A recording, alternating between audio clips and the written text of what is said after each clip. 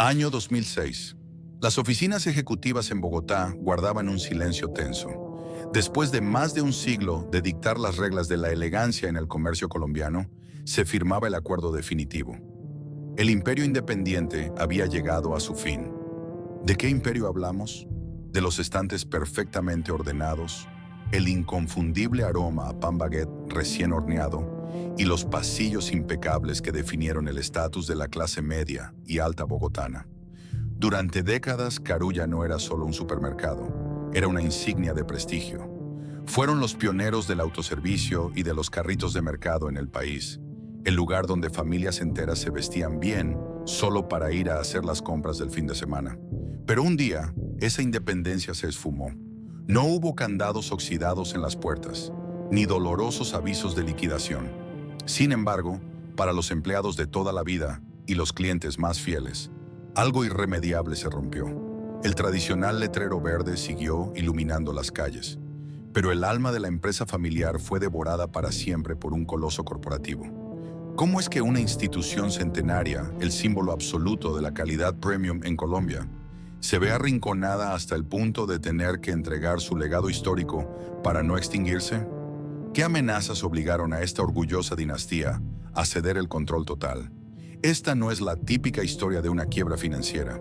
Es la crónica de Carulla, el relato de cómo la llegada de los hipermercados desató una guerra tan brutal que la única manera de que el ícono bogotano lograra sobrevivir fue vendiendo su libertad.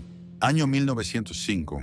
Bogotá era una ciudad fría, envuelta en la niebla perpetua de la cordillera de los Andes y marcada por las cicatrices recientes de una nación fracturada.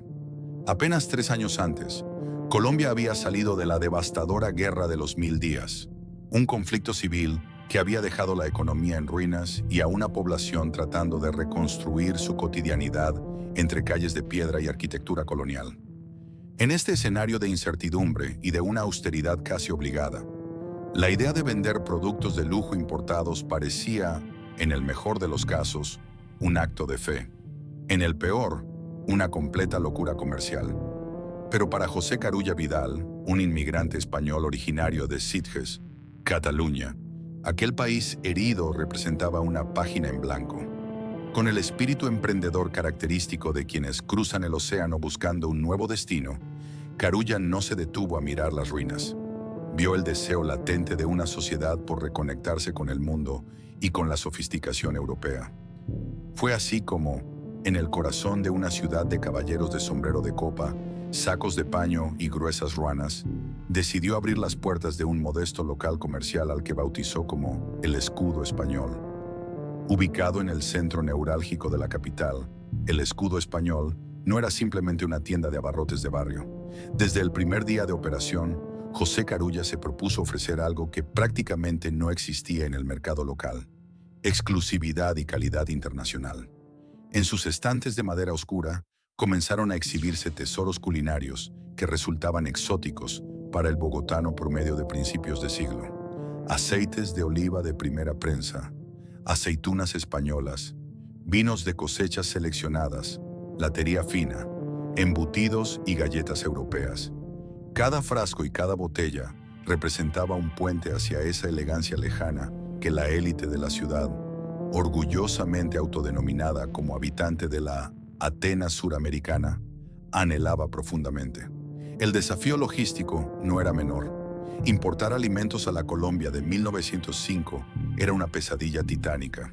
Los barcos tardaban semanas en llegar a los puertos del Caribe colombiano, como Barranquilla o Cartagena. Desde allí, las mercancías debían emprender un viaje agotador, remontando el río Magdalena en barcos de vapor, para luego subir las empinadas y peligrosas trochas de la cordillera a lomo de mula o en los rudimentarios ferrocarriles de la época. Que un frasco de mermelada llegara intacto a los estantes de El Escudo Español era, en sí mismo, un pequeño milagro comercial. Sin embargo, esta misma dificultad técnica cimentó la leyenda del negocio. José Carulla atendía el mostrador personalmente. Detrás de su trato impecable, construyó algo mucho más valioso que un inventario exclusivo. Construyó confianza absoluta. En una época donde no existían los códigos de barras ni las grandes campañas de marketing, el conocimiento del cliente se basaba en la palabra y el apretón de manos. Él sabía qué vino prefería el médico reconocido de la ciudad, qué galletas buscaba la señora de la alta sociedad para sus reuniones de la tarde, y cómo envolver cada producto con un nivel de detalle que convertía una simple transacción en una experiencia de lujo. Poco a poco, el escudo español dejó de ser una simple importadora para convertirse en el punto de encuentro de las familias más acomodadas de Bogotá. El apellido Carulla empezó a resonar en los círculos sociales, no solo como sinónimo de provisiones alimenticias, sino de estatus. Comprar donde Carulla significaba tener buen gusto, pertenecer a una clase que podía permitirse mirar más allá de las fronteras de un país agrícola. Aquel pequeño local sembró la semilla de una dinastía comercial. José Carulla Vidal estaba educando el paladar de una ciudad y sentando las bases de una cultura de servicio al cliente que marcaría la historia del retail en Colombia. Lo que comenzó como el sueño solitario de un inmigrante estaba a punto de transformarse en el nombre propio de la elegancia. Pero para que el pequeño negocio se convirtiera en un verdadero imperio moderno, la siguiente generación tendría que atreverse a cambiar las reglas del juego para siempre. A mediados del siglo XX, la experiencia de hacer las compras en Colombia seguía anclada en el pasado. El modelo imperante era dictatorial, rígido y extremadamente lento. El cliente llegaba con una lista en mano, se paraba frente a un pesado mostrador de madera y le dictaba sus necesidades a un dependiente. Era este empleado quien caminaba por los estantes cerrados, seleccionaba los productos y los llevaba de vuelta al mostrador. El cliente no tocaba la mercancía hasta que la pagaba. No había exploración, no había contacto directo y, por supuesto, no existían las compras impulsivas. Cuando Jorge Carulla Soler, la nueva generación de la familia, tomó las riendas del negocio, traía consigo una visión radical adquirida tras observar el explosivo auge del retail en Estados Unidos. Entendió rápidamente que el futuro del comercio no estaba detrás del mostrador, sino en la libertad del consumidor.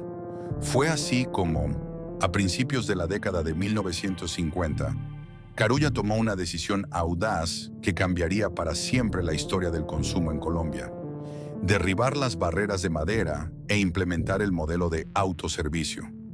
La transición, sin embargo, estuvo a punto de convertirse en un desastre monumental. Para la élite bogotana, acostumbrada a ser servida y asistida en cada aspecto de su vida cotidiana, la idea de caminar por los pasillos y tomar los productos por sí mismos resultaba confusa y, en ciertos círculos, casi un insulto. Y luego estaba el elemento más revolucionario e incomprendido de todos: el carrito de mercado. Cuando Carulla introdujo los primeros carritos de metal con ruedas en sus tiendas, la reacción inicial fue de absoluto rechazo.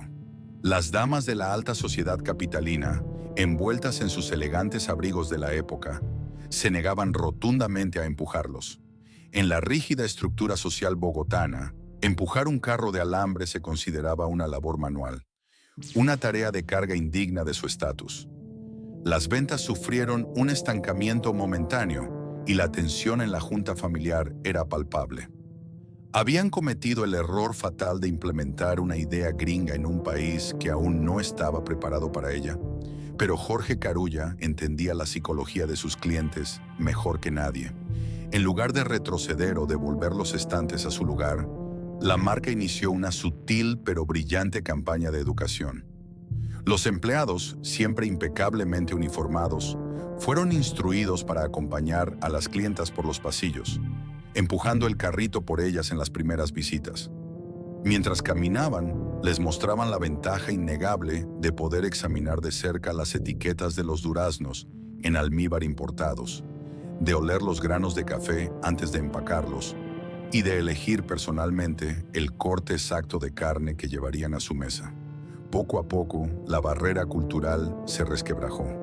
La conveniencia, sumada a la seducción visual de los productos apilados ordenadamente al alcance de la mano, superó al orgullo aristocrático. Lo que empezó como un rechazo rotundo se transformó en una fiebre de consumo sin precedentes.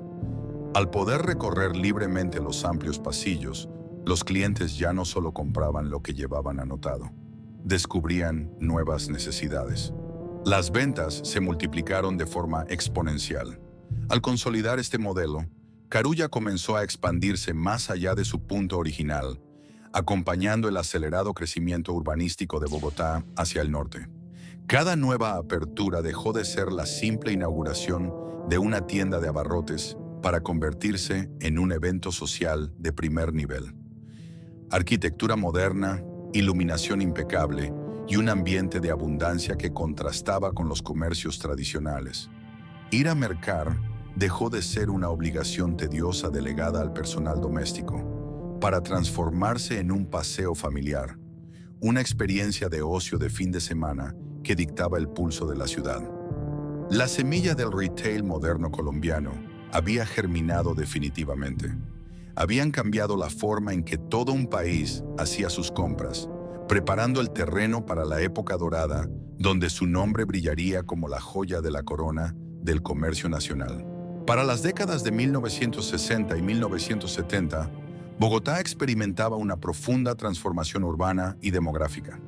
La ciudad comenzaba a expandirse rápidamente hacia el norte, alejándose del centro histórico tradicional para dar paso a nuevos y exclusivos barrios residenciales.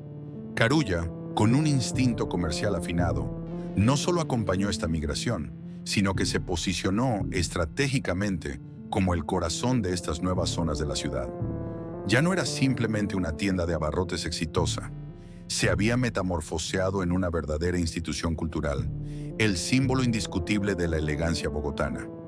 Cruzar las puertas de un Carulla en aquella época dorada era adentrarse en un universo paralelo de abundancia y sofisticación. El diseño de las tiendas, con pasillos inusualmente amplios, iluminación cálida y pisos impecables, estaba pensado para que el cliente no sintiera prisa.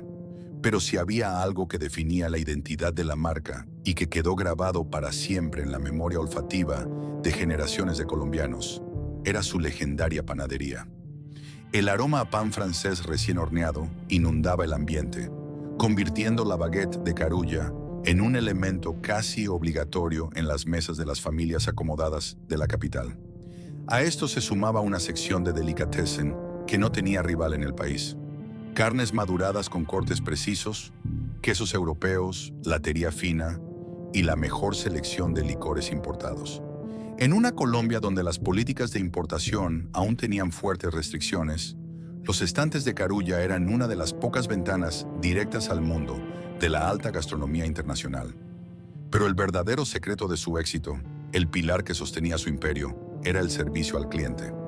La atención era absolutamente personalizada y llevaba el ADN de aquel primer mostrador de El Escudo Español. Los empleados, pulcramente uniformados, conocían a los clientes frecuentes por su apellido. El ritual de compra culminaba con el emblemático servicio en las cajas, donde los empacadores organizaban los productos con extremo cuidado y acompañaban a los clientes hasta el parqueadero para acomodar el mercado en los baúles de los carros.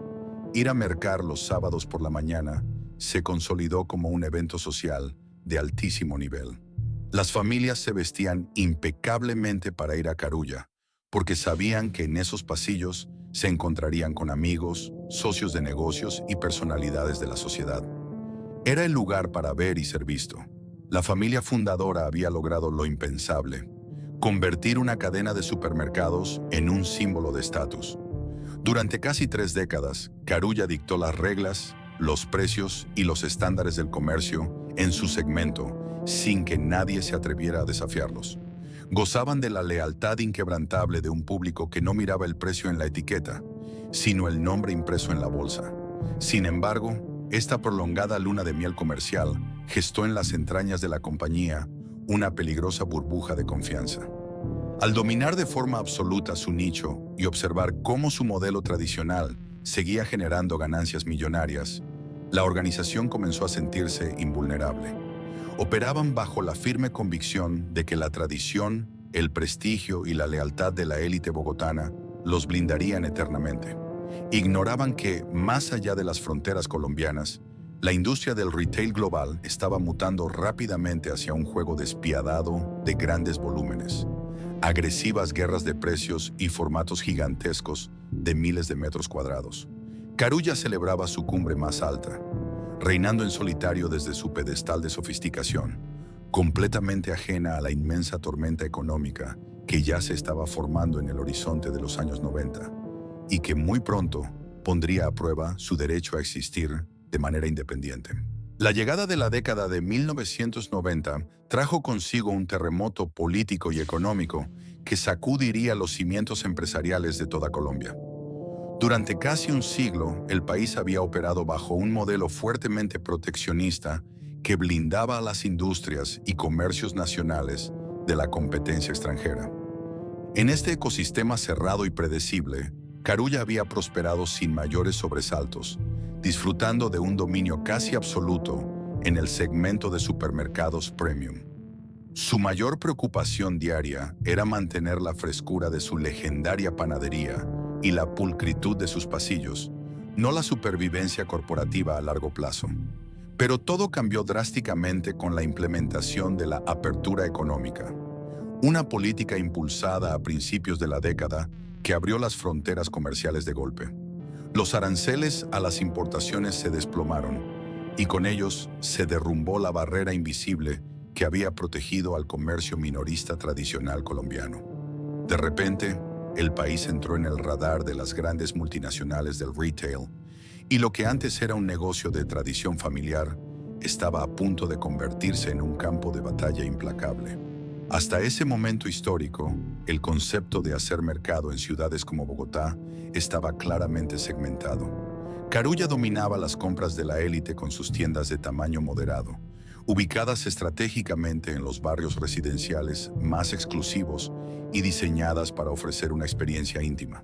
Sin embargo, en el horizonte de la capital comenzó a dibujarse la silueta de un monstruo corporativo que el consumidor colombiano apenas empezaba a comprender: el formato de hipermercado.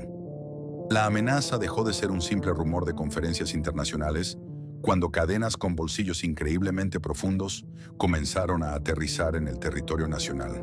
Macro llegó a mediados de la década introduciendo enormes bodegas que hacían palidecer en tamaño a cualquier supermercado tradicional. Pero el verdadero terror para los ejecutivos de Carulla tomó forma con el inminente desembarco del gigante francés Carrefour, sumado a la agresiva expansión nacional que ya estaba ejecutando Almacenes Éxito, un poderoso rival originario de Medellín que venía conquistando la geografía colombiana con sus propias grandes superficies. Estos nuevos y colosales competidores no jugaban bajo las reglas de la elegancia bogotana. Su estrategia era comercialmente brutal y matemáticamente letal: volumen masivo y guerra frontal de precios. Los hipermercados ofrecían superficies de ventas de 10.000 metros cuadrados, donde una familia podía comprar no solo el mercado completo de la quincena, sino también llantas para el vehículo, ropa, electrodomésticos y muebles de jardín, todo bajo un mismo techo y a precios con los que una operación premium y de menor escala simplemente no podía competir. En las elegantes salas de juntas de Carulla, la atmósfera de invulnerabilidad centenaria comenzó a desvanecerse. Los balances financieros empezaron a reflejar una realidad tan silenciosa como alarmante. Si bien sus clientes más fieles, aquellos que los conocían por su apellido, seguían valorando la experiencia, las carnes maduradas y el servicio en las cajas, el comportamiento de consumo estaba mutando. El mercado grueso, esa compra grande quincenal o mensual que inyectaba el mayor volumen de efectivo a las cajas registradoras, comenzó a fugarse hacia los gigantescos estacionamientos de los hipermercados. Carulla corría el grave riesgo de quedar relegada a ser percibida como una tienda de conveniencia costosa, el lugar perfecto para comprar el vino de una cena improvisada o el queso importado del domingo, pero perdiendo el flujo vital y masivo de ingresos que sostenía su inmensa y costosa estructura operativa. El negocio de vender estatus y tradición ya no era suficiente para garantizar la vida en la nueva era del retail colombiano. Por primera vez, la organización comprendió que su modelo estaba quedando acorralado. La calma de casi 100 años había llegado a su fin. A medida que avanzaba la década de los 90, el paisaje urbano de Bogotá comenzó a transformarse drásticamente.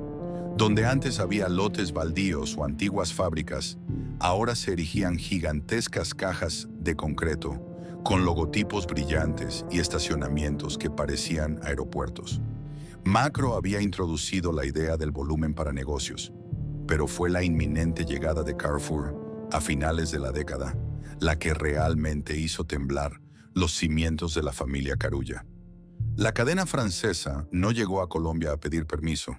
Llegó a conquistar, inyectando un capital que para una empresa familiar local resultaba abrumador. El impacto en las cajas registradoras de Carulla no fue inmediato ni explosivo, sino más bien como una hemorragia lenta y silenciosa. El cliente tradicional, aquel que saludaba al gerente por su nombre de pila, seguía visitando las emblemáticas tiendas de la calle 85 o del barrio Pepe Sierra para comprar su pan francés recién horneado, su queso madurado y su vino para la cena del viernes. Pero el ritual del mercado grueso, familiar, aquel que llenaba 2 carritos de alambre hasta el tope con artículos de aseo, abarrotes básicos, granos y productos de limpieza, empezó a migrar hacia las afueras de la ciudad. La matemática del retail es implacable. Los hipermercados podían permitirse vender el arroz, el aceite y el papel higiénico prácticamente al costo, o incluso a pérdida, sabiendo que compensarían esa diferencia cuando el cliente comprara un televisor, una vajilla o ropa para los niños en el pasillo contiguo. Carulla, con su formato de supermercado tradicional y su enfoque estrictamente alimentario, no tenía esa flexibilidad operativa. Sus márgenes de ganancia comenzaron a comprimirse peligrosamente bajo la presión de tener que igualar, o al menos no alejarse demasiado, de los precios de estos nuevos colosos.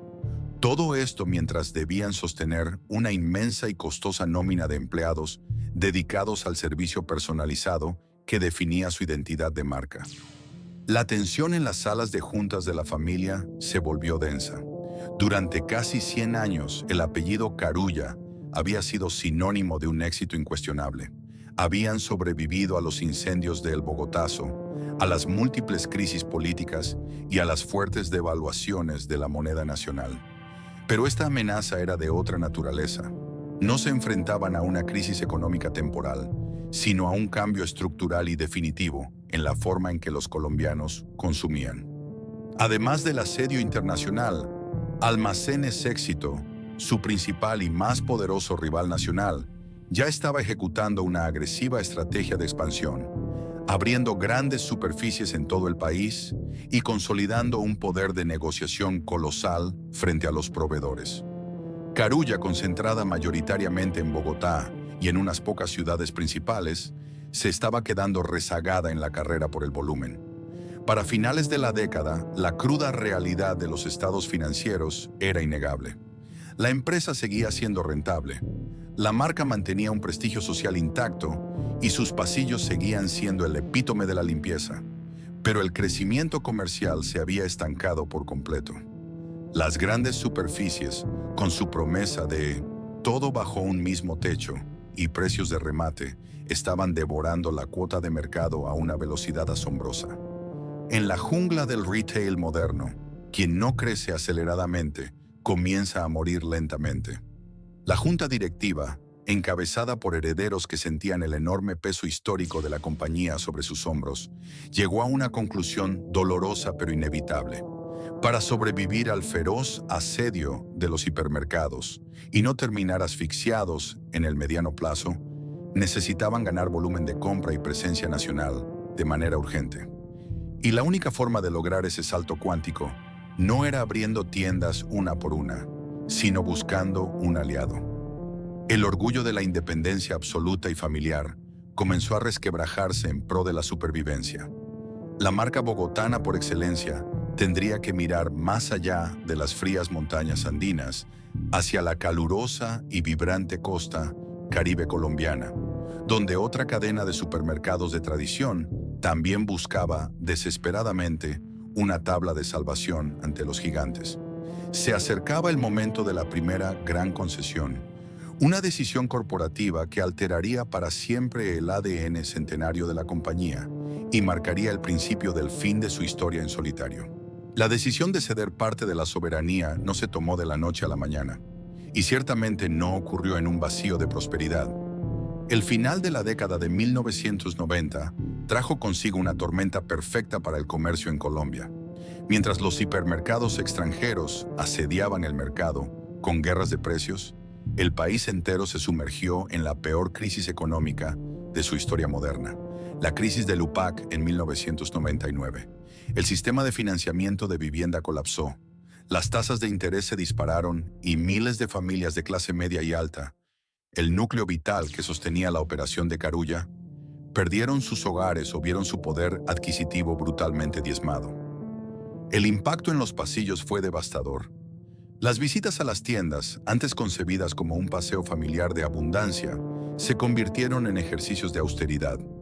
Los carros de mercado de alambre que solían desbordar de vinos europeos, carnes maduradas y latería fina, ahora llevaban los productos básicos estrictamente necesarios. En medio de esta recesión aplastante, mantener la inmensa y costosa infraestructura de servicio personalizado de Carulla se volvió insostenible operando de manera aislada. La aristocracia del retail bogotano tuvo que tragarse su orgullo centenario. Las matemáticas financieras no dejaban espacio para el sentimentalismo. Para sobrevivir, necesitaban volumen, y para lograrlo, debían expandirse más allá de los Andes. La junta directiva miró hacia el norte, hacia el vibrante calor del Caribe colombiano. Allí, dominando la región costera, operaba Almacenes Vivero, una cadena poderosa fundada en Barranquilla por otra gran familia de inmigrantes con vocación comercial, la familia Azud. Vivero no era un supermercado tradicional, era un formato ágil y agresivo que había logrado implementar con gran éxito una versión tropical de la gran superficie, combinando abarrotes con textiles, electrodomésticos y mercancía general. Dominaban Barranquilla, Cartagena y Santa Marta, un mercado enorme que Carulla, en su burbuja capitalina, desconocía por completo. A diferencia del estilo solemne de Carulla, Vivero operaba bajo la lógica del volumen, las promociones ruidosas y el tráfico masivo. Para la familia Sound, la amenaza de Carrefour y Éxito era igual de letal. Al igual que los Carulla en Bogotá, sabían que sus días estaban contados si intentaban librar la guerra de manera independiente. Ambas familias, arrinconadas por gigantes con capitales extranjeros e infraestructuras colosales, comprendieron que la única tabla de salvación era unir fuerzas. En el año 2000, tras complejas y tensas negociaciones entre dos clanes acostumbrados a mandar en solitario, se anunció una noticia que sacudió los cimientos del empresariado nacional: la fusión de las dos marcas para crear Carulla Vivero S.A. Fue un matrimonio de conveniencia, una alianza estratégica diseñada exclusivamente para blindarse ante un mercado que se había vuelto despiadado. De la noche a la mañana, esta nueva entidad se convirtió en el segundo grupo minorista más grande del país, obteniendo el ansiado poder de negociación frente a los proveedores que tanto necesitaban. Sin embargo, las fusiones sobre el papel, adornadas con proyecciones de crecimiento y sinergias financieras, rara vez reflejan la cruda realidad de los pasillos. El choque cultural dentro de la nueva organización fue inmediato, profundo y doloroso. Por primera vez en casi un siglo de historia, la familia Carulla perdía el control absoluto de las decisiones de su empresa. Tenían que sentarse en la misma mesa directiva y negociar cada paso con sus nuevos socios costeños.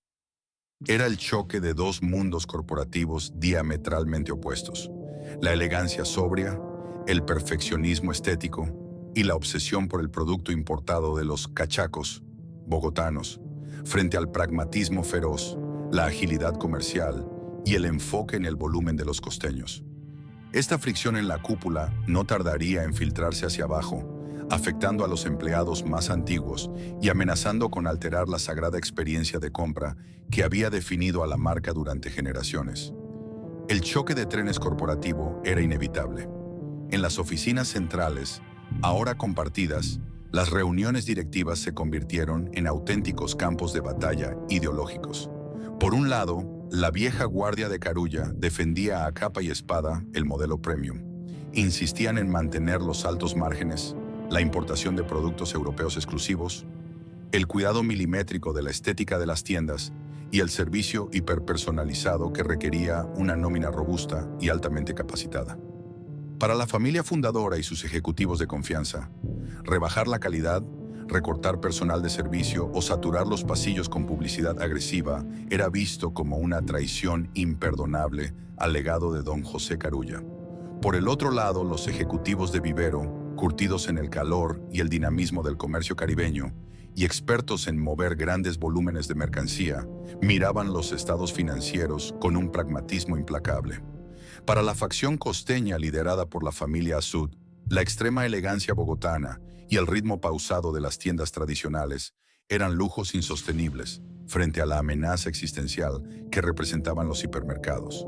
Su argumento era crudo pero matemáticamente irrebatible. De nada servía tener el mejor queso madurado de la ciudad o la panadería más refinada si los pasillos estaban vacíos porque las familias se habían ido a gastar su quincena a las grandes superficies de la competencia.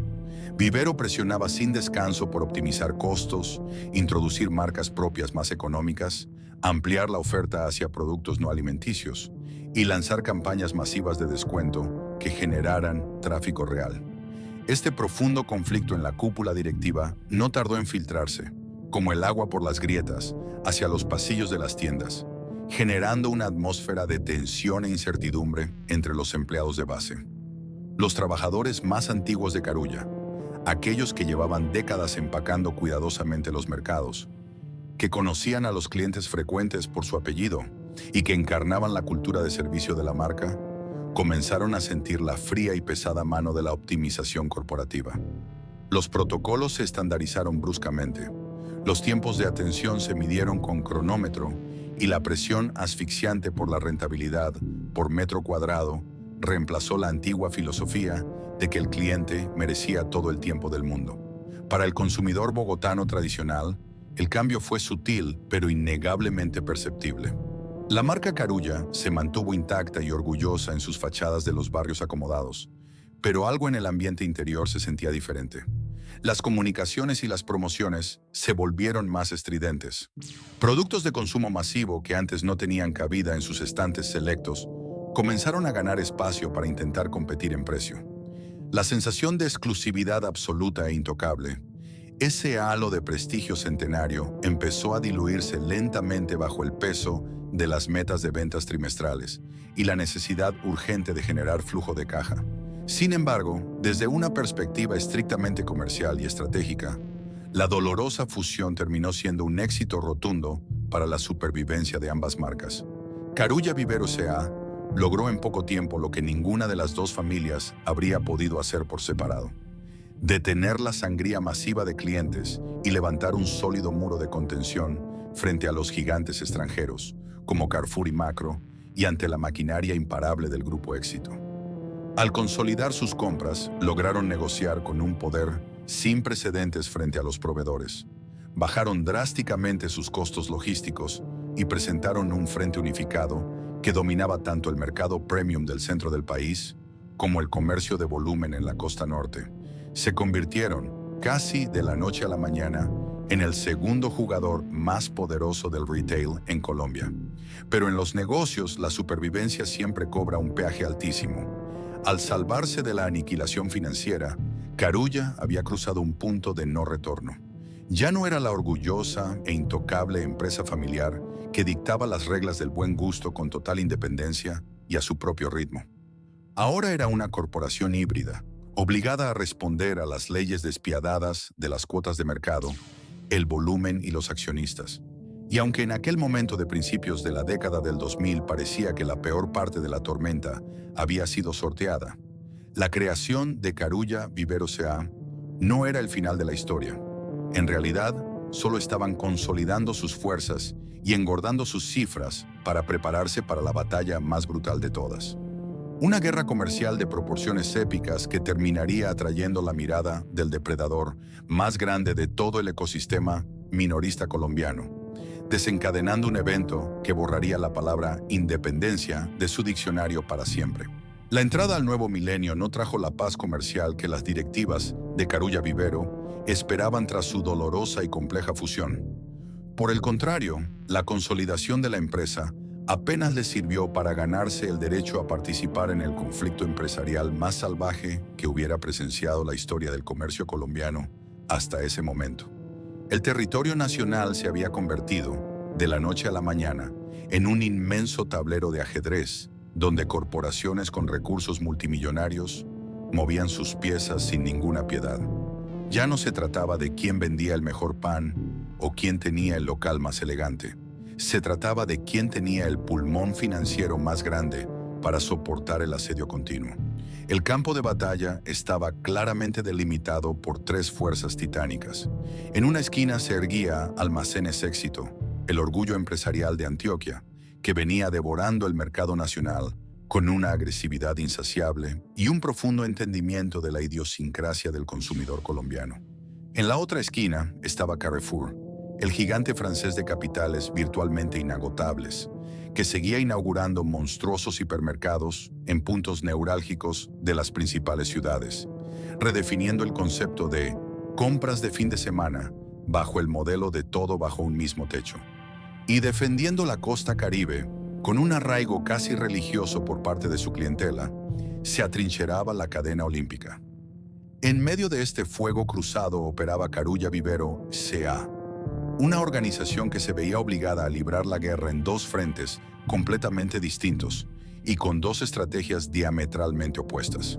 Por un lado, la bandera de Vivero tenía la responsabilidad de pelear en las trincheras del volumen y el bajo costo. Era una batalla de desgaste donde los márgenes de ganancia se reducían a centavos. Los ejecutivos lanzaban promociones estruendosas, pautas publicitarias a doble página en los periódicos de circulación nacional y eventos comerciales de alto impacto para evitar que los clientes masivos se fugaran hacia Carrefour o el Éxito. Por el otro lado, bajo el amparo de la marca Carulla, la organización debía proteger desesperadamente su bastión tradicional, el mercado premium bogotano y de las principales capitales del interior. La orden para las tiendas de la marca verde era mantener la imagen de exclusividad a toda costa. Sin embargo, esto generaba una presión operativa asfixiante. ¿Cómo se financia el servicio hiperpersonalizado, la importación de vinos europeos y el mantenimiento de instalaciones impecables en medio de una guerra nacional de precios que exige recortar gastos operativos al máximo? El consumidor colombiano fue el gran ganador de esta sangrienta época dorada del retail. Las familias bogotanas, caleñas, barranquilleras y medellinenses se acostumbraron rápidamente a un mercado hipercompetitivo. Surgió la cultura de comparar catálogos, de coleccionar tarjetas de fidelización de diferentes cadenas y de aprovechar los madrugones o las jornadas de descuentos extremos.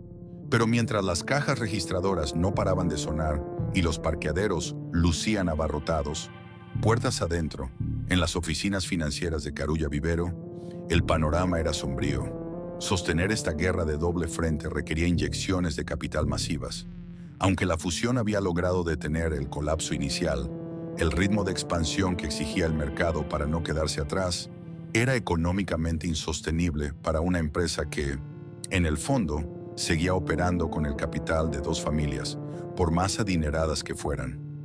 Si Carrefour abría 2 hipermercados en Bogotá, Carulla Vivero sentía la obligación de abrir nuevas superficies para no ceder terreno, pero cada nuevo ladrillo puesto se financiaba con deuda.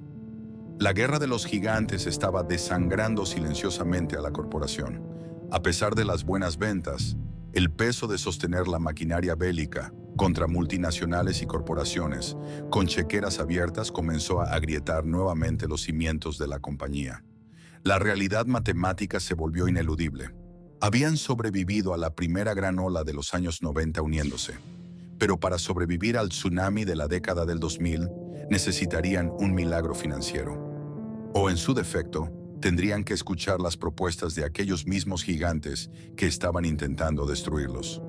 La intensidad de la competencia obligó a Carulla Vivero a entrar en un juego supremamente peligroso: la guerra de los márgenes mínimos. Para el consumidor de a pie, la primera mitad de la década del 2000 fue una época gloriosa. Los periódicos dominicales llegaban repletos de encartes a todo color, anunciando madrugones, aniversarios y quincenas de locura. Las familias bogotanas, caleñas y barranquilleras planificaban sus fines de semana en función de qué hipermercado ofrecía el televisor más barato o la promoción más agresiva en la canasta familiar. Pero detrás de esta fachada de abundancia y fiesta comercial, las oficinas ejecutivas de Carulla Vivero vivían en un estado de emergencia perpetua. Mantener el estándar premium de los almacenes Carulla en el interior del país, con sus pisos relucientes, su iluminación cálida y su costosa nómina de servicio al cliente, al mismo tiempo que Vivero peleaba en el barro del bajo costo en la costa Caribe, resultó ser una esquizofrenia corporativa casi insostenible. Cada remodelación para modernizar una tienda antigua, cada apertura de un nuevo local para bloquear el avance de Carrefour y cada campaña masiva de descuentos se financiaba con un endeudamiento cada vez mayor. Las directivas comenzaron a exprimir al máximo a sus proveedores, exigiendo mejores plazos de pago y mayores aportes para publicidad, una práctica que tensionó las relaciones históricas con los fabricantes nacionales. Implementaron agresivos programas de fidelización para intentar retener a un cliente que se había vuelto implacablemente infiel, buscando siempre el precio más bajo sin importar el color del letrero en la puerta. Sin embargo, la matemática del retail moderno es fría y no perdona. Cuando tu modelo de negocio requiere márgenes altos para sostener un servicio excepcional, entrar a pelear por precio contra corporaciones globales es un suicidio lento. Las familias fundadoras, tanto los Carulla en su tradicional feudo andino como los Asut en su vibrante imperio caribeño, comenzaron a sentir el agotamiento físico y emocional de esta guerra de trincheras. Habían dedicado generaciones enteras a construir estas marcas desde cero, superando crisis nacionales, violencia y recesiones. Pero el retail del nuevo milenio se había transformado en un casino de altísimo riesgo, donde solo aquellos con chequeras infinitas podían mantenerse sentados a la mesa. A pesar del inmenso esfuerzo titánico de la fusión y de ostentar el nada despreciable título del segundo grupo minorista del país, sentían que estaban remando contra un tsunami. Mientras tanto, en Medellín, la Junta Directiva de Almacenes Éxito observaba esta agonía estratégica con una paciencia calculada. El gigante antioqueño ya no estaba solo. Contaba con el músculo financiero y la experiencia global del grupo francés Casino, que había adquirido una participación mayoritaria en la compañía. Con esta inyección de capital extranjero, el Éxito no quería simplemente liderar la competencia. Buscaba la hegemonía absoluta y definitiva del comercio en Colombia. Sabían que por más promociones que lanzaran, destronar a Carulla de los barrios acomodados de Bogotá y desbancar a Vivero del corazón de los costeños les tomaría décadas de desgaste y miles de millones de pesos en pérdidas. Había una ruta mucho más rápida, aunque astronómicamente costosa. En el despiadado mundo corporativo, cuando no puedes destruir a tu mayor enemigo en el campo de batalla, lo compras. Los rumores comenzaron a circular por los pasillos de la Bolsa de Valores de Colombia y en los clubes sociales de Bogotá y Barranquilla. El depredador más grande del ecosistema minorista colombiano estaba preparando el golpe maestro. El teléfono en las oficinas centrales de Carulla Vivero estaba a punto de sonar, trayendo consigo una oferta histórica que pondría fin a un siglo de independencia y reescribiría para siempre el mapa comercial del país. Año 2006. El panorama del retail en Colombia había llegado a un punto de ebullición insostenible. La guerra de los gigantes había dejado el campo comercial sembrado de víctimas menores, pequeñas cadenas regionales y supermercados de barrio que no pudieron soportar la brutal presión de los precios y simplemente desaparecieron. Pero en la cima, la batalla entre los grandes jugadores era una sangría financiera constante. Carulla Vivero C.A., a pesar de sus inmensos esfuerzos, de su modernización y de ostentar con orgullo la envidiable posición como el segundo grupo supermercadista más grande del país, sentía que el oxígeno operativo empezaba a agotarse peligrosamente. En las oficinas ejecutivas, divididas entre la fría sobriedad de Bogotá y el calor agobiante de Barranquilla, el cansancio era evidente. Las familias Carulla y Assaut habían defendido su legado corporativo con uñas y dientes, pero estaban compitiendo en un ecosistema donde sus rivales eran corporaciones multinacionales que medían sus presupuestos de expansión en miles de millones de dólares. Fue exactamente en este clima de asfixia y agotamiento estratégico cuando ocurrió lo inevitable, el evento que cambiaría para siempre la historia del comercio en Colombia. La llamada decisiva no provino de un banco extranjero ni de un fondo de inversión. Provino directamente de la junta directiva de su mayor rival, Almacenes Éxito. El gigante antioqueño, respaldado ahora por el monumental músculo financiero e internacional del conglomerado francés Casino, había hecho sus proyecciones matemáticas con una precisión absolutamente quirúrgica. Los directivos en Medellín comprendían perfectamente que librar una guerra de desgaste, tienda por tienda para arrebatarle a Carulla su codiciada clientela premium en Bogotá y a Vivero su dominio hegemónico en la costa Caribe, les tomaría décadas y diezmaría sus propias utilidades en el proceso. La conclusión fue tan fría como brillante. Era mucho más eficiente, aunque escandalosamente costoso a corto plazo, comprar la fortaleza entera en lugar de seguir asediando sus muros. La oferta que el Grupo Éxito puso sobre la mesa no era una simple propuesta de negocios. Era una movida tectónica diseñada para sacudir los cimientos del mercado y crear una supremacía inalcanzable en el retail colombiano. El objetivo era adquirir el control mayoritario y eventualmente la totalidad de las acciones de Carulla Vivero S.A., absorbiendo de un solo bocado sus más de 100 tiendas a nivel nacional, su envidiable red logística, sus codiciadas ubicaciones inmobiliarias y, lo más importante, su incalculable y leal base de clientes. Para los miembros de la familia fundadora bogotana, leer los términos de aquella propuesta representó un momento de profunda agonía corporativa. Durante 101 años exactos, el apellido Carulla había sido el sinónimo absoluto de la independencia empresarial en la capital.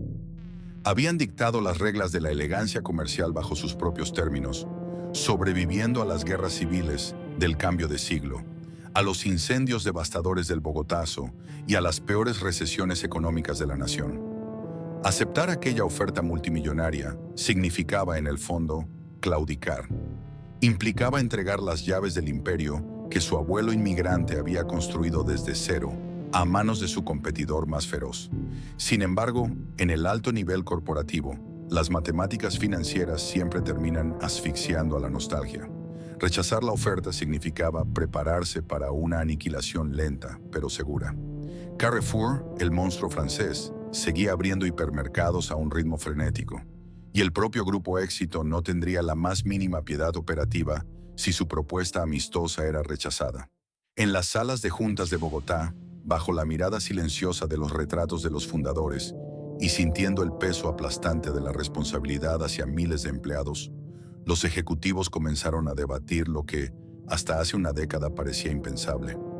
La decisión de firmar la renuncia a su independencia centenaria estaba sobre la mesa.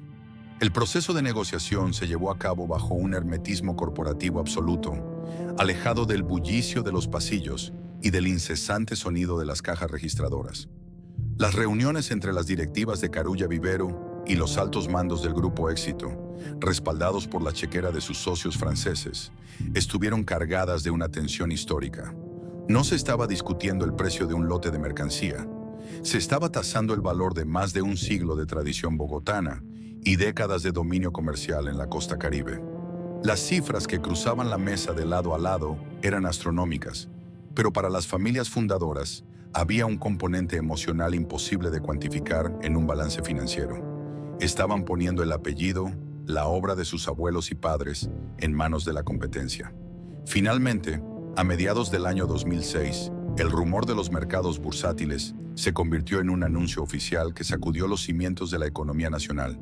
El Grupo Éxito confirmó la adquisición del control accionario mayoritario de Carulla Vivero S.A., en una transacción multimillonaria que automáticamente los consolidó como el monopolio indiscutible del retail en Colombia.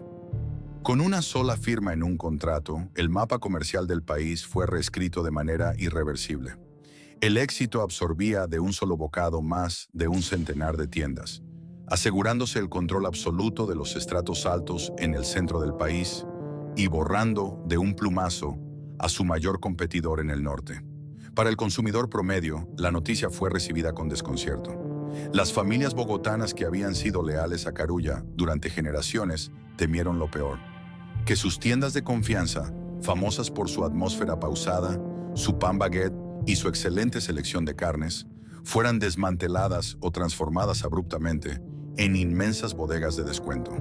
En Barranquilla y Cartagena, la clientela fiel a Vivero se preguntaba si el letrero bajo el cual habían hecho sus compras de quincena toda la vida desaparecería para siempre. Pero el impacto más profundo y silencioso se vivió puertas adentro, en el corazón operativo de la empresa. El día que se oficializó la compra, no hubo candados oxidados en las rejas, ni dolorosos avisos de liquidación pegados en las vitrinas. No era una quiebra, y las tiendas abrieron al público en su horario habitual, con los pasillos igual de impecables. Sin embargo, para los empleados de la vieja guardia, aquellos empacadores, carniceros y panaderos que llevaban 20 o 30 años portando el uniforme verde con orgullo, el ambiente se sentía como un velorio corporativo. Sabían perfectamente que, aunque conservaran sus empleos, el alma de la organización había cambiado de dueño. La calidez del negocio familiar, aquel donde el fundador saludaba a los supervisores por su nombre, sería reemplazada inevitablemente por la fría eficiencia de una maquinaria corporativa multinacional, manejada desde unas lejanas oficinas en Medellín y París. Las directrices ya no buscarían proteger un legado romántico, sino maximizar la rentabilidad de las acciones y optimizar cada centímetro cuadrado de los estantes. La familia Carulla y la familia Assaut se retiraron de las juntas directivas con sus patrimonios multiplicados, pero con la innegable melancolía de haber cerrado el capítulo más importante de su historia empresarial. Habían sobrevivido a las guerras, a la violencia, a las peores crisis económicas de Colombia y a la dolorosa fusión entre ellos mismos. Sin embargo, no pudieron sobrevivir al apetito voraz de un mercado globalizado, donde solo los gigantes con capitales infinitos tienen derecho a dictar las reglas. El 2006 marcó el punto de quiebre definitivo. Carulla no murió aquel año, pero dejó de ser dueña de su propio destino. Se convirtió en una pieza más, aunque de lujo, dentro del gigantesco engranaje del Grupo Éxito. Ahora el verdadero reto para los nuevos dueños no era cómo comprar la marca, sino cómo integrarla sin destruir el prestigio centenario que la hacía tan valiosa. Un desafío de transformación corporativa que pondría a prueba la lealtad de sus clientes más tradicionales. El amanecer corporativo tras la gigantesca adquisición de 2006 trajo consigo una realidad ineludible. Cuando un pez grande se traga a uno más pequeño, el proceso de digestión altera para siempre el ecosistema. El Grupo Éxito, ahora el amo y señor indiscutible del retail en Colombia, tenía frente a sí un desafío monumental. Debían integrar a su inmensa maquinaria operativa los más de 100 almacenes que acababan de comprar, fusionar sistemas logísticos, unificar nóminas y, lo más delicado de todo, decidir qué hacer con las marcas Carulla y Vivero. La primera gran víctima de esta metamorfosis corporativa fue la costa Caribe. Las directivas en Medellín, respaldadas por los fríos análisis de sus socios franceses, concluyeron que mantener viva la marca Vivero representaba una duplicación innecesaria de esfuerzos. Vivero operaba en el mismo segmento masivo y de gran superficie que el formato original del Éxito. La decisión, matemáticamente lógica, pero emocionalmente devastadora para la región, fue la de borrar la marca costeña del mapa. En un proceso gradual pero implacable, los emblemáticos letreros de Vivero, que durante décadas habían sido el punto de referencia de las familias en Barranquilla, Cartagena y Santa Marta, comenzaron a ser desmontados. Las fachadas se pintaron de amarillo y negro, y los pasillos adoptaron los estándares operativos de Antioquia. Para el consumidor caribeño, perder Vivero fue perder un pedazo de su identidad comercial. Las quincenas ya no se gastaban en el almacén de los Asud, sino en la sucursal de un gigante nacional. Fue una lección brutal sobre la globalización del retail. En la búsqueda de la eficiencia absoluta, la nostalgia regional no tiene espacio en el balance financiero. Pero el caso de Carulla en Bogotá y en el interior del país era diametralmente opuesto. El Grupo Éxito era plenamente consciente de que el verdadero tesoro de la adquisición de Carulla Vivero S.A. no eran los edificios, sino el aura de prestigio centenario que rodeaba a la marca verde. Sabían que, si cometían el error de pintar un Carulla del barrio Rosales o de la calle 85 con los colores del éxito, la élite bogotana simplemente daría media vuelta y no volvería jamás. Carulla sobreviviría a la guillotina de las marcas, conservando su nombre y su icónica tipografía. Sin embargo, la supervivencia de la fachada no garantizaba la supervivencia de su alma. La integración de Carulla a la estructura del éxito dio inicio a un choque cultural silencioso dentro de los pasillos. El mandato corporativo era claro. Había que optimizar, estandarizar y rentabilizar. La operación de las tiendas comenzó a regirse por los sofisticados y fríos manuales de procedimiento de un hipermercado masivo. El abastecimiento, que antes permitía ciertas libertades para conseguir importaciones exclusivas y productos únicos, tuvo que alinearse con los enormes centros de distribución del grupo. Para los clientes más antiguos y puristas, el cambio comenzó a sentirse en los pequeños detalles. Notaron que la atención en las cajas se volvió más apresurada, regida por métricas de tiempo. Observaron cómo las marcas propias del grupo Éxito, diseñadas para competir en precio, empezaron a invadir tímidamente los estantes que antes estaban reservados exclusivamente para la latería europea o abarrotes de alta gama. La panadería, aunque mantenía su fama, tuvo que adaptar sus recetas centenarias a procesos industriales más eficientes. El letargo elegante y la personalización extrema que habían caracterizado a la familia Carulla empezaron a diluirse en el inmenso mar de la estandarización corporativa. El proceso de integración corporativa no se limitó a los productos en los estantes. Penetró profundamente en el sistema nervioso de la compañía. La logística, la tecnología y los programas de fidelización tuvieron que unificarse. Para la clientela tradicional bogotana, uno de los choques más evidentes fue la transición de sus antiguos y exclusivos programas de lealtad hacia la gigantesca plataforma de Puntos Éxito. Aunque desde el punto de vista tecnológico y financiero, era un movimiento maestro que creaba la base de datos de consumidores más poderosa de Colombia. Para el cliente purista de Carulla, recibir promociones cruzadas o ver elementos gráficos compartidos con un almacén de formato masivo restaba exclusividad a su experiencia de compra. A nivel interno, el choque de culturas gerenciales fue igualmente profundo. Durante décadas, los gerentes de tienda de Carulla habían operado casi como anfitriones de un club privado. Tenían un amplio margen de maniobra para resolver quejas, hacer concesiones y satisfacer las demandas específicas de una clientela de alto nivel adquisitivo. Bajo el nuevo régimen corporativo, esta autonomía fue reemplazada por estrictas matrices de rendimiento diseñadas en las oficinas centrales de Medellín.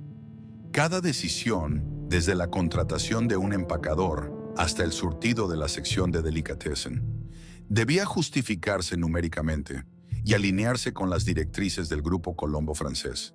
El empleado de Carulla tuvo que aprender a hablar el idioma del volumen, la eficiencia y los indicadores de gestión.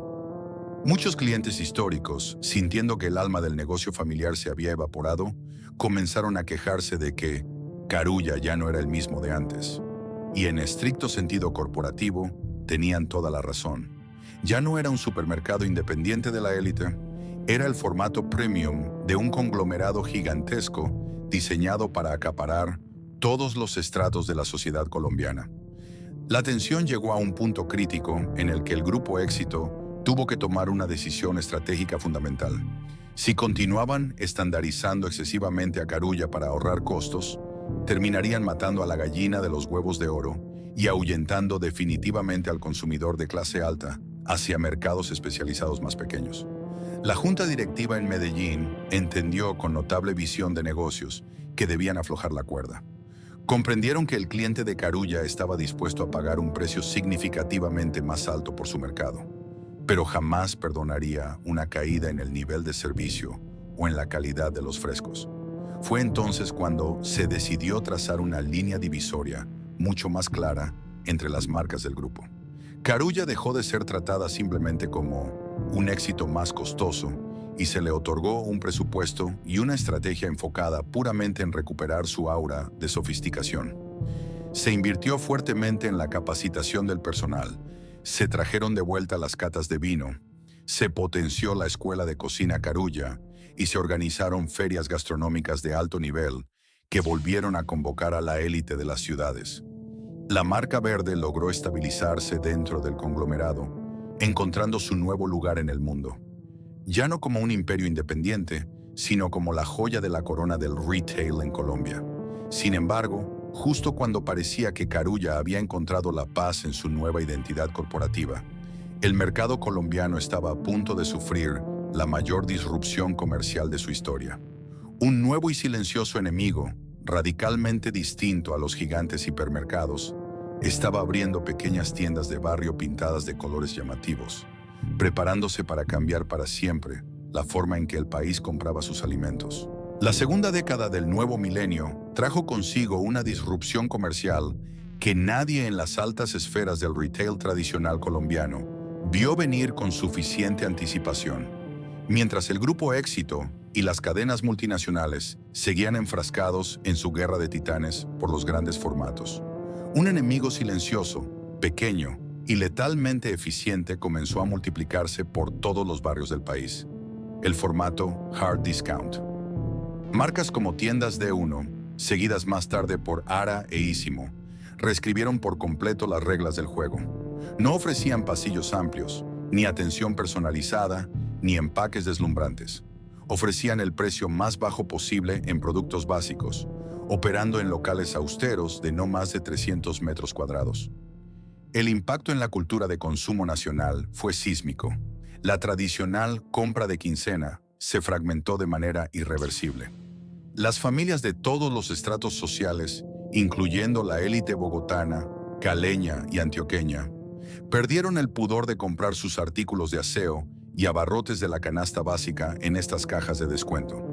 Frente a esta hemorragia masiva de clientes que buscaban exclusivamente el ahorro extremo, la pregunta existencial para Carulla, ahora operando bajo la inmensa sombrilla corporativa del Grupo Éxito, volvió a resonar con urgencia en las juntas directivas. ¿Cómo sobrevive un supermercado premium en un país obsesionado con el bajo costo? La respuesta fue audaz y, en retrospectiva, la única estrategia viable para salvar la marca: renunciar definitivamente a la guerra de precios. Entendieron que si Carulla intentaba competir abaratando sus productos, introduciendo marcas económicas de dudosa calidad o reduciendo su nivel de servicio, terminaría perdiendo su alma y siendo aniquilada por los formatos de descuento, o peor aún, canibalizada por los propios almacenes Éxito. En lugar de mirar hacia abajo, la cadena decidió mirar más hacia arriba que nunca, apostándolo todo por la experiencia sensorial, la especialización y la tecnología. Así nació el concepto de Carulla Fresh Market. Fue una reinvención total del espacio físico y comercial. Los tradicionales estantes dieron paso a una estética mucho más moderna y cosmopolita, con maderas oscuras, iluminación cálida y focalizada, y una distribución que emulaba a los grandes mercados gastronómicos europeos. La estrategia era clara y matemáticamente precisa. Ya que el cliente compraba su papel higiénico, su jabón y su arroz en el D1 o en el Ara, Carulla tenía que ser el lugar indiscutible donde ese mismo cliente fuera a buscar el corte de carne madurada para el asado del fin de semana, el queso artesanal para la visita, el pan de masa madre recién horneado y el vino perfecto, recomendado por un sommelier certificado que caminaba por los pasillos. A esta evolución física se sumaron innovaciones tecnológicas disruptivas con el modelo Smart Market, implementando sistemas de pago sin fricción, etiquetas electrónicas y asistentes virtuales. El objetivo era atraer a una nueva generación de consumidores jóvenes con alto poder adquisitivo, muy enfocados en estilos de vida saludables, productos orgánicos, opciones veganas, dietas especializadas y sostenibilidad ambiental. Carulla dejó de ser el lugar obligatorio para llenar la despensa básica y se transformó estratégicamente en el paraíso de la compra de antojo, el deleite culinario y el estilo de vida sofisticado. Hoy en día, el mapa del retail en Colombia es radicalmente distinto al que conoció el inmigrante José Carulla en 1905 o al que dominaron sus herederos en los años 80. La histórica marca verde sobrevivió a la tormenta, pero tuvo que aceptar una realidad ineludible. Su público objetivo se redujo. Ya no son los reyes absolutos del comercio masivo, y su número de locales jamás se comparará con los miles de puntos de venta que las cadenas de bajo costo siembran en cada esquina del país. Sin embargo, dentro del exigente segmento premium, siguen reinando en solitario. Aceptar esta reducción estratégica fue el precio final de su supervivencia a largo plazo. El nuevo Carulla es una unidad de negocio de un gigante corporativo que aprendió a moverse con la gracia de una tienda especializada. Logró retener, contra todo pronóstico, ese aire de exclusividad y estatus que lo hizo legendario en Bogotá y que luego exportó al resto del país. Demostró que, incluso en un mercado altamente globalizado, asfixiado por la inflación y despiadado con los márgenes de ganancia, todavía existe un espacio inquebrantable para el buen gusto, el servicio excepcional y la tradición, siempre y cuando estés dispuesto a reinventarte sin perder jamás la esencia de lo que te hizo grande. La historia de Carulla es, en muchos sentidos, el reflejo perfecto de la implacable evolución del comercio en Colombia. Nos enseña una dura pero valiosa lección empresarial. En el feroz mundo del retail moderno, sobrevivir a veces exige el sacrificio máximo. Para salvar su legado, la marca tuvo que entregar su preciada independencia. A diferencia de tantas otras instituciones históricas colombianas que terminaron con sus letreros desmontados, sus locales abandonados y sus empleados en la calle, Carulla sigue viva. Sus pasillos siguen impecablemente iluminados, el aroma de su panadería sigue seduciendo desde la entrada, y su nombre sigue siendo el sinónimo indiscutible del prestigio. Sin embargo, la empresa independiente que don José Carulla fundó a principios del siglo XX, aquella dinastía familiar que conocía a sus clientes por su apellido y que dictaba las reglas de la elegancia bogotana con total autonomía, dejó de existir. Fue devorada por la misma maquinaria corporativa contra la que intentó competir, convirtiéndose en el formato de lujo de un gigante colombo-francés. Cuando un negocio familiar de 100 años es absorbido por un conglomerado, algo intangible e irremediable se transforma. La calidez artesanal y la esencia puramente local tienen que ceder ante las frías métricas de rendimiento y la eficiencia de la globalización. Pero hay que reconocerle a Carulla una victoria inmensa. Logró algo que muy pocos consiguen tras una megafusión corporativa. Logró proteger su alma. En un país donde los hipermercados masivos y las tiendas de hard discount de barrio pelean a muerte por cada peso de la quincena, la emblemática marca verde sigue siendo el refugio sagrado para quienes buscan experiencia, servicio y ese toque inconfundible de la vieja sofisticación. El retail nunca ha sido solo una transacción financiera. Es el escenario donde transcurre la vida cotidiana de las familias. Es el olor a pan fresco los sábados por la mañana. Es la búsqueda de los ingredientes perfectos para la cena de Navidad y son los pequeños lujos que nos permitimos para celebrar. ¿Y tú, qué recuerdos tienes de hacer mercado en Carulla? ¿Sientes que la marca conservó su esencia o crees que cambió demasiado tras ser comprada por el Grupo Éxito? Déjanos tu opinión y tus memorias en la caja de comentarios. Nos encantaría leer tu experiencia. Si valoras estos documentales sobre la memoria comercial y cultural de Colombia, por favor suscríbete al canal, dale me gusta y comparte este video. Nos ayuda muchísimo a seguir rescatando las historias de las marcas que construyeron nuestro país.